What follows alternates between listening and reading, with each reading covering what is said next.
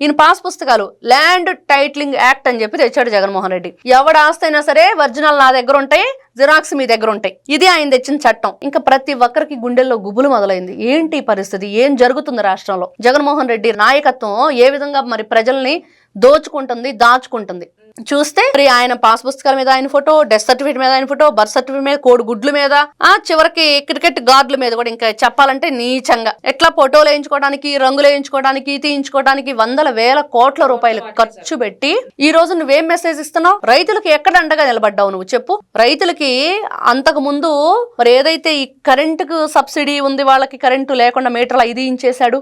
రైతు రథం అని చెప్పి ట్రాక్టర్లు ఇస్తే అవి ఇవ్వకుండా చేశావు. మరి వాళ్ళకి ఏదైతే ఉపాధి హామీ పనులు లేకుండా చేశావు, ఉపాధి హామీ పనులు ఇచ్చినట్టే ఇవ్వటం, మధ్యలో వాళ్ళు వీళ్ళ దగ్గర నుంచి డబ్బులు కొట్టేయటం అలా చేశాడు. ఇంకా ఈయన సాక్షి ఛానల్లో పేపర్ని అడ్డం పెట్టుకుని ఎన్ని రకాలుగా అబద్ధాలు, ఆరోపణలు ఎన్ని రకాలుగా చేశాడో మనం చూసాం.